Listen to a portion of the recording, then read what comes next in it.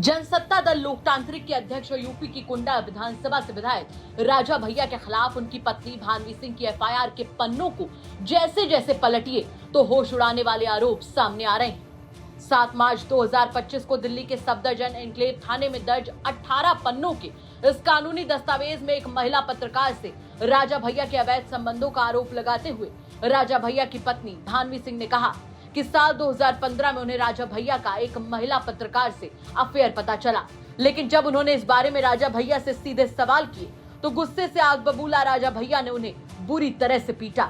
FIR में लिखे आरोप रोंगटे खड़े करने वाले, जिनमें भानवी कहती हैं, मेरे बच्चों और मेरी मां की मौजूदगी में उन्होंने मुझे पीटना शुरू कर दिया।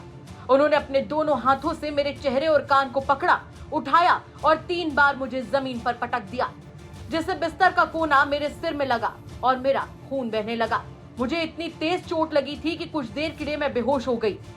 वो यहीं नहीं रुके, उन्होंने अपने पैर को मेरे सीने पर रखा और इतनी तेज पैरों से मुझे मारा कि मेरी पसलियां टूट गई। उसके बाद मेरे खून से सने शरीर को उन्होंने कमरे में ऐसा घसीटा मानो वो जमीन पर पोछा लगा रहे। मेरे बच्चे मदद के लिए रोते रहे, चिल्लाते रहे, लेकिन कोई मुझे बचाने नहीं आया।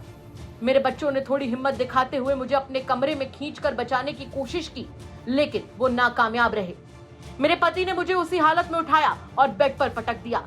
मेरी बड़ी बेटी, जो उस वक्त बमुश्किल 15 साल की थी, वो इस खौफनाक मंजर को देखकर बेहोश हो गई। घर में काम करने वाले एक शख्स, जिनका नाम अमरनाथ है, उन्होंने मेरी बेटी को बचाया और उसे होश में लेकर आए। वहीं मेरे पति वहीं खड़े मेरी बेटी की बेहोशी को देखते रहे।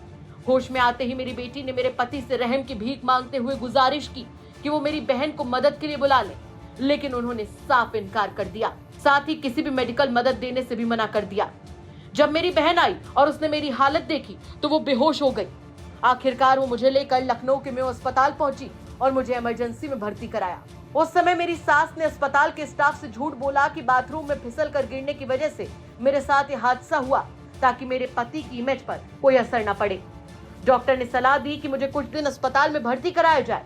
इसके बावजूद मेरे पति ने मुझे 2 घंटे से ज्यादा अस्पताल में नहीं रहने दिया, क्योंकि उन्हें डर था कि अगर ये बात लीक हो गई तो उनकी राजनीतिक छवि पर बुरा प्रभाव पड़ेगा।